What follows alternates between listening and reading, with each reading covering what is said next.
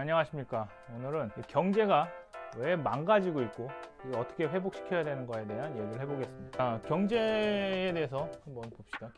경제는 결국에는 생산성의 문제예요. 생산성의 문제인데 이 생산성이 어떻게 변화왔는가를 알면은 이제 우리나라뿐만 아니라 세계 경제가 어떻게 되겠구나라는 걸 알 수 있습니다. 자, 생산성의 혁신은 뭐부터 왔습니까? 근대의 생산성의 혁신은 산업혁명으로부터 왔죠.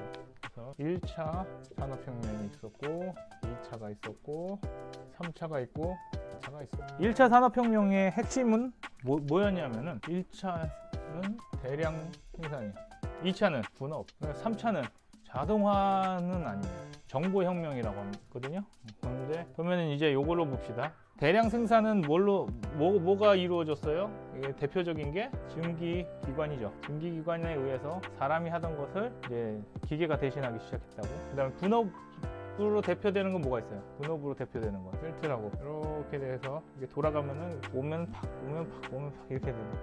그 다음에 3차는 자 모르는 거에 대해서 아는 걸로 하면 돼요. 3차는 핵심이 뭐예요? 아니요. 3차에서 이런 게 있어. 이게 뭐냐면은 컴퓨터입니다. 그럼 컴퓨터가 이루어낸 혁명은 뭐라 그래? 정보라고. 예전에는 그 지식의 축적이 어떻게 됐었어요?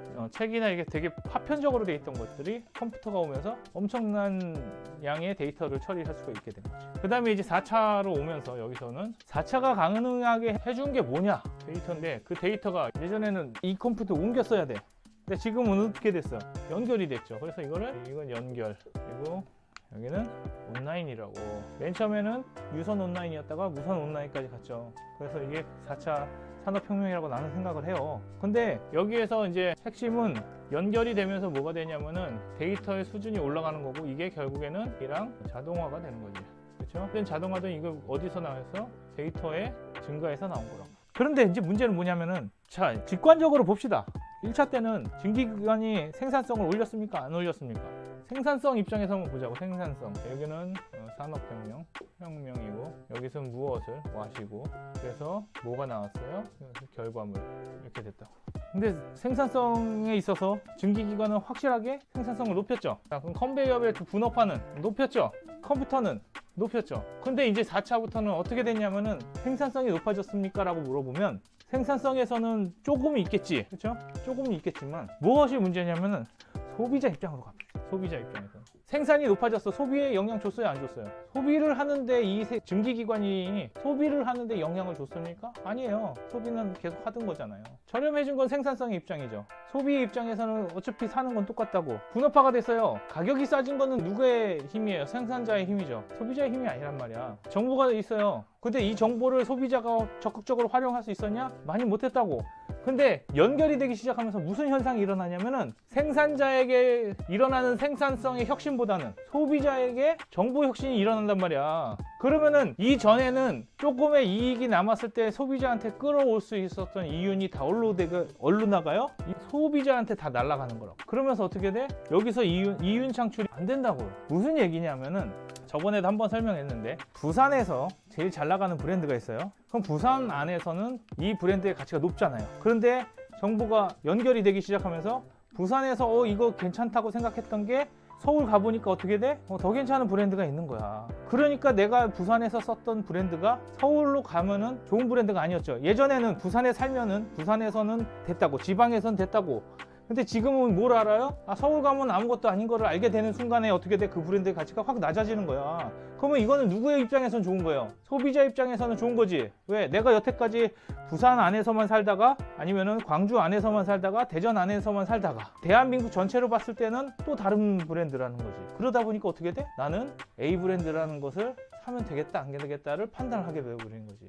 그러니까 어떻게 돼요? 이윤이 굉장히 낮아진다고. 누구 입장에서? 생산자 입장에서. 그러면서 이제 생각할 수 있는 거는 이 4차 산업의 혁명이 일어나면서 뭐는 안 됐구나라는 생각이 드냐면은 생산성의 혁신이 없어졌다라는 생각이 드는 거예요. 이게 아무리 높다고 해도 여기에서 받아들이는 정보의 양은 이게 못 따라간다고.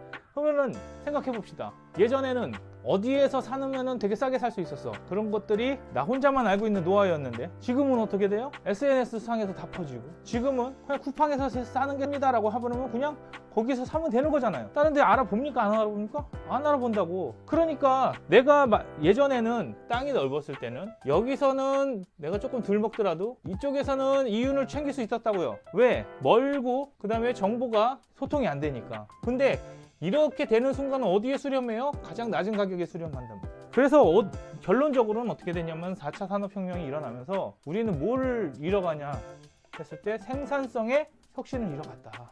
생산성의 효율성을 잃어가고 있다. 뭐의 효율이 늘어나요? 소비의 효율은 늘어나지만 생산의 효율은 늘어나지 않지. 그러면 생산의 효율이 안 늘어난다는 거는 기업 입장에서 어떻게 되는 거예요? 이익이 안 나는 거예요. 이해되셨습니까? 그래서 맨 처음에는 이 소비의 생산성이 늘어나면서 뭐가 생기냐면은 제조기업의 이윤이 낮아지고 이거를 다 어디로 끌고 가요? 그 다음부터는 이 생산성의 한계가 생겼잖아요. 그러면은 이 정보가 높아지면서 이제 뭐가 되냐면은 글로벌화가 됩니다. 그래서 이 생산성을 어디로 끌고 가요? 해외로 끌고 갔고 이거를 가장 꿀빠는 나라가 어느 나라예요? 중국이에요. 왜? 모든 생산성이 인건비가 낮은 중국으로 갔단 말이야. 근데 이제 중국이 생산성의 한계를 맞이하니까 이게 또 어디로 가요? 동남아로 가고 있죠. 동남아나 인도로 가는 거지. 뭐 하고 있는 거예요? 인건비 낮은 쪽으로 가는 거라고. 생산성이 낮은 쪽으로 가는 거라고. 인건비를 낮춰서 생산성을 높이는. 왜? 이유는 정해져 있으니까. 이 소비 가격의 혁신이 일어나질 않아요. 그러니까 다 뭘 하는 거예요? 마진을 줄이는, 마진을 높이는 그냥 후려치기 쪽으로 가는 거지. 그러니까 어떻게 돼? 이런 나라들이 점점 이제 생산성의 한계가 다 다르죠. 왜? 돈은 많이 주니까. 얘는 소비가 높아지고 인건비가 높아지고 또 얘로 가니까 또 얘도 소비가 높아지고 인건비가 높아지고 또 얘로 가니까 소비가 높아지고 인건비 어디 갈 거야 이제는. 아프리카 사람들이 그렇게 호락호락하지 않습니다. 자원이 많기 때문에. 왜 중동으로 못 가고 왜 남미로 못 가고 아프리카로 못 가냐. 나는 게 많아요. 그런 입장이라고. 그래서 자 이제 여기에서 보면은 경제는 생산성의 문제인데 이 생산성의 문제가 어떻게 되냐면은 글로벌화가 되면서 뭐가 낮아지냐면은 생산성은 낮아지고 소비의 효율성이 높아지는 거죠. 낮아지고 있죠. 왜 낮아진다고 생각해야 돼? 이게 올라가는 거고 생산성이 왜 낮아지냐면은 맨 처음에는 미국과 유럽에서 제조업이 시작됐단 말이야. 이제 요즘 세태하고도 비슷한데 저번에 한번 얘기했던 것처럼 제조업이 미국과 유럽에서 시작하다가 어디로 넘어와요? 일본과 한국 쪽으로 넘어왔다. 그것이 이제 어디로 넘어갔어? 중국으로 넘어갔다가 지금 동남아로 갔다가 인도 쪽으로 가고 있죠. 이렇게 가고 있단 말이에요. 그럼 이거 생산성이 높아진 거라고 할 수 있냐는 거지.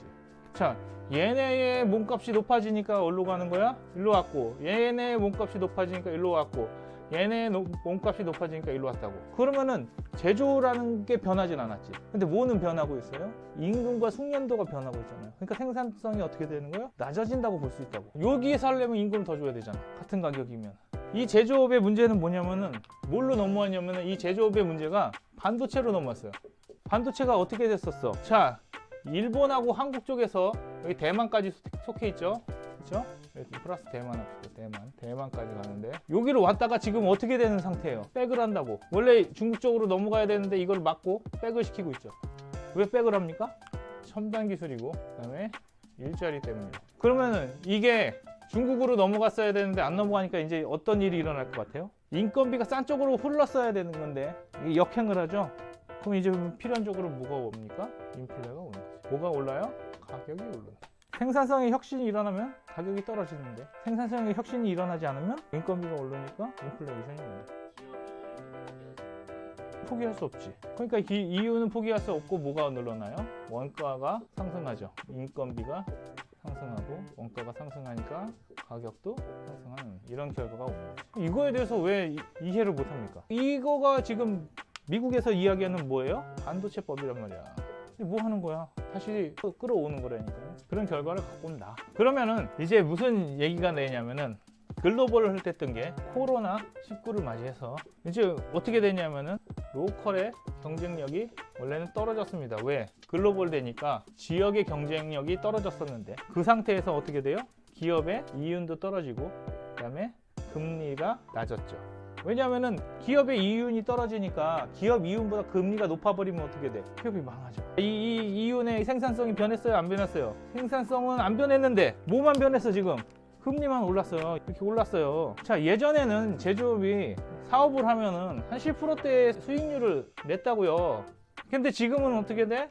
지금 낼 수 있는 수익률이 한 뭐 5% 정도 내면 잘 내는 거라고. 유통업 마진은 거의 1%대에 수렴하고 있습니다. 그럼 1%에서 5%대인데 지금 금리 몇 프로까지 올렸어요? 5%까지 올렸잖아요. 이번에 올리면 5% 넘는다고 하잖아. 그럼 어떤 현상이 일어나? 누가 기업을 하냐고. 뭐만 하면 돼? 은행에다 예금하면 되거든. 그러니까 지금 어떤 상황이 오냐면은 기업의 이윤이 뭐를 못 쫓아가요? 금리를 못 쫓아가는 현상이 일어난단 말이야. 예전에는 기업의 이윤이 3%가 났어. 그런데 금리가 0%에 가까우니까 사람들이 어떻게 해?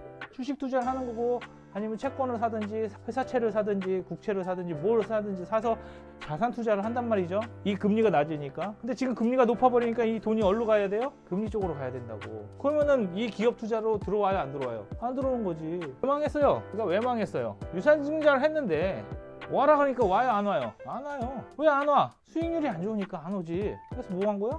망한 거요. 그러니까 결국엔 뭐냐면은 기업의 이윤이 확보가 되지 않으면 어떻게 돼요? 산업이 망한다고. 그러면 여기서 망하니까 여기에 있는 산업 종사자들이 다 뭐가 되는 거야? 실업자가 되는 거지. 이거 은행이 굉장히 중요한 게, 은행이 망하면은 뭐가 안 돌아? 현금이 안 돈다고. 우리가 사업이 망하는 이유가 굉장히 많은 돈을 못 막아서 망하는 게 아니라고. 사업이 망하는 원리를 조금 알려드릴게요. 사업이 있으면 투자금이 있죠. 그리고 나서 뭘 하냐면은 제조하고 판매하고 수금을 하죠. 그래서 여기는 뭐가 들어가? 돈이 들어가고, 그 다음에 여기는 상품이 나오고, 상품을 판매하니까 상품을 판매하고, 그 다음에 수금이 되면 다시 돈이 들어온다고.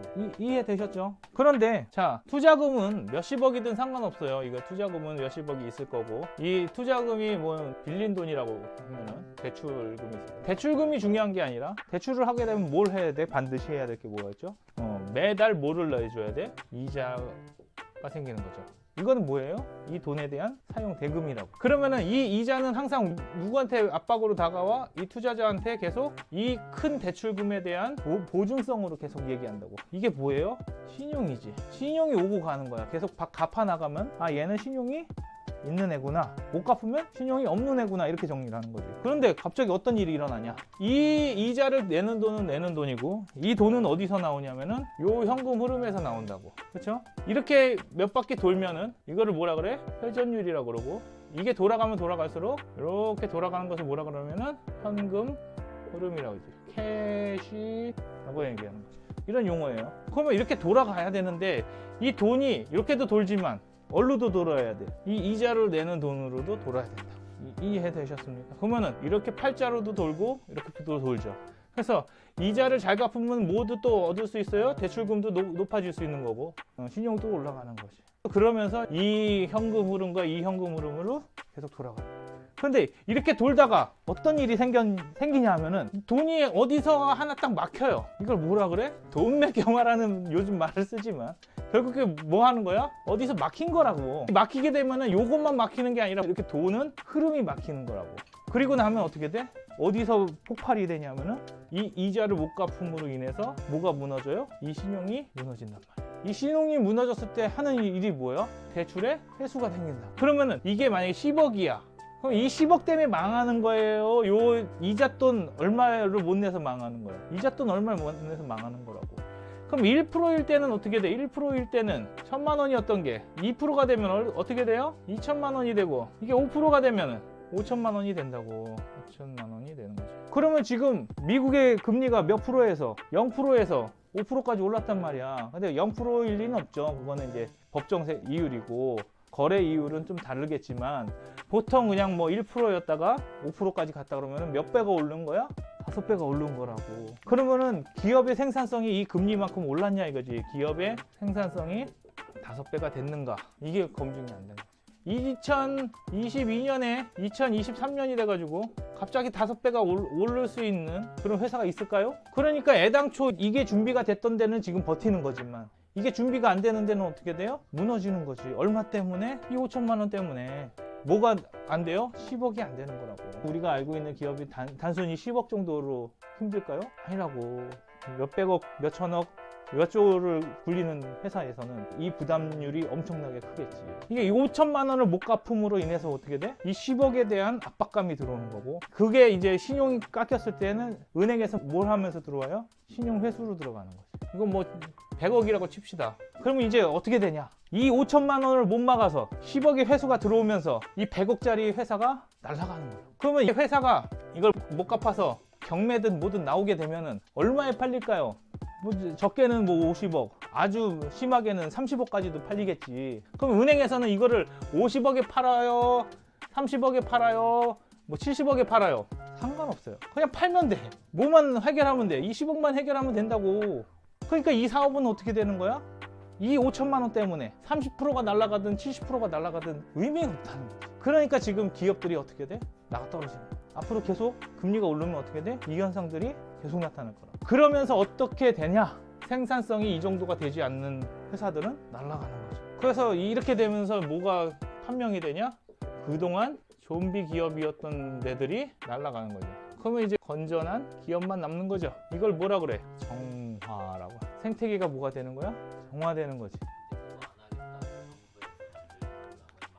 그렇죠. 이거를 하는 게 당연한 거죠. 그러면 이 연준이 제대로 머리가 박혀 있다면 어떻게 돼요? 이 정화를 기깔나게 해야 돼. 근데 이렇게 정화를 하다 보면 어떤 일이 생겨? 사람이 나가 떨어지겠죠? 기업이 망하겠죠? 이렇게 정화가 되는 과정이 쉬워요? 어려워요?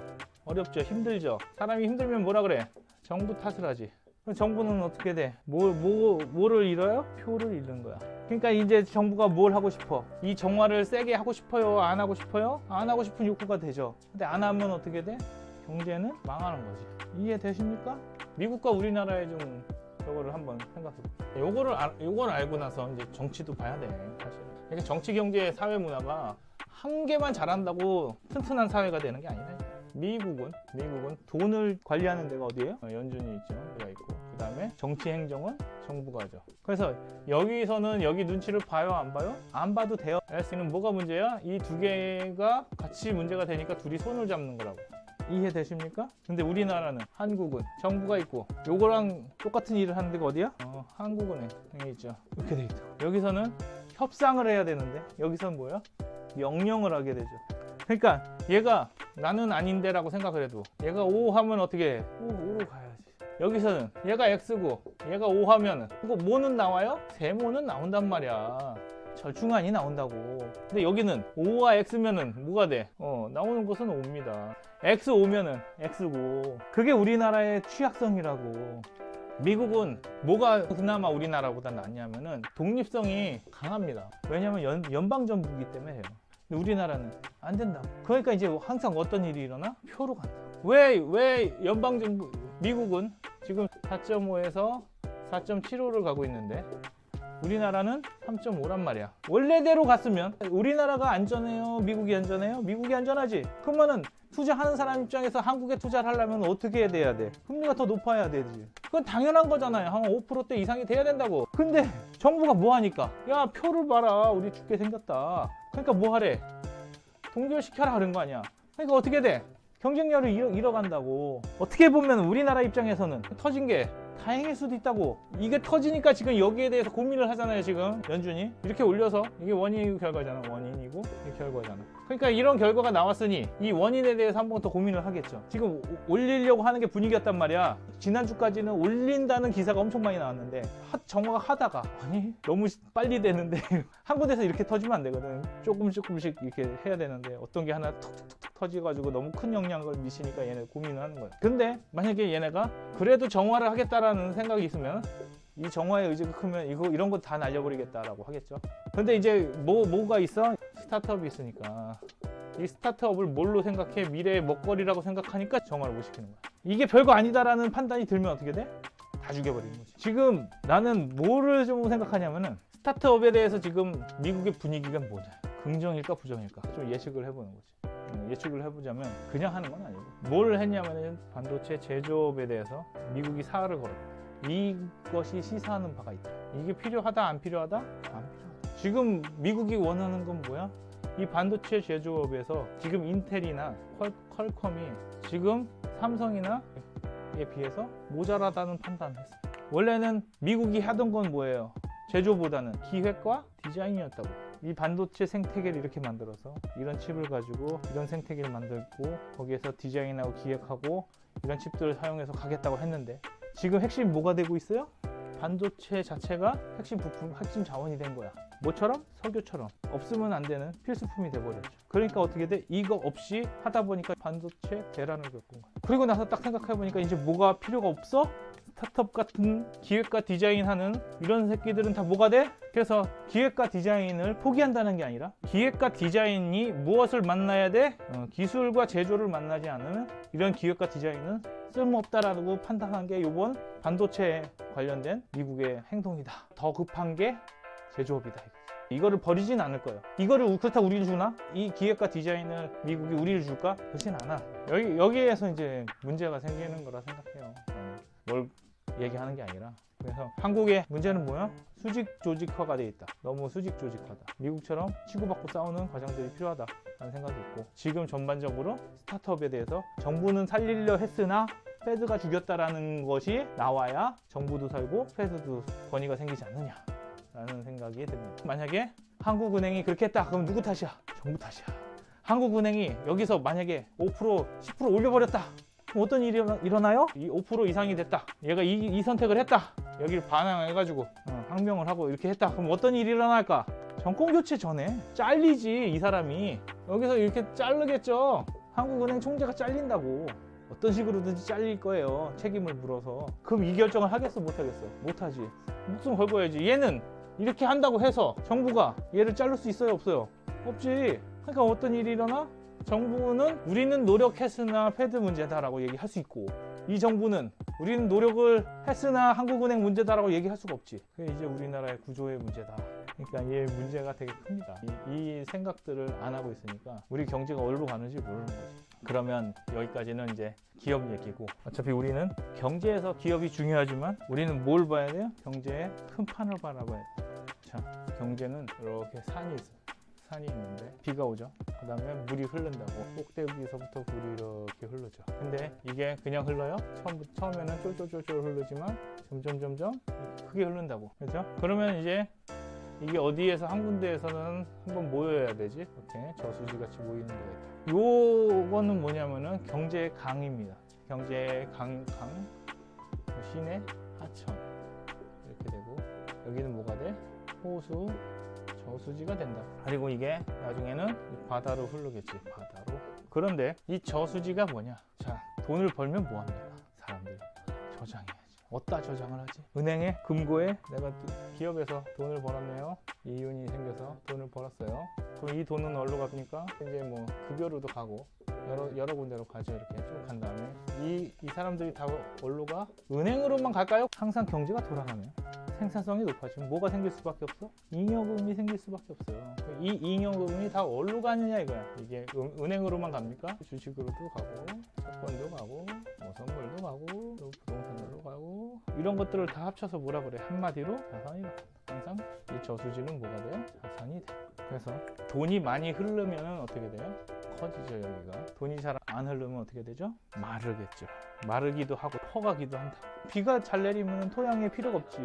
근데 가뭄이 오고 그렇게 되면은 내 논에다가 쓸 물을 대야 되잖아. 그러니까 이게 어떻게 돼?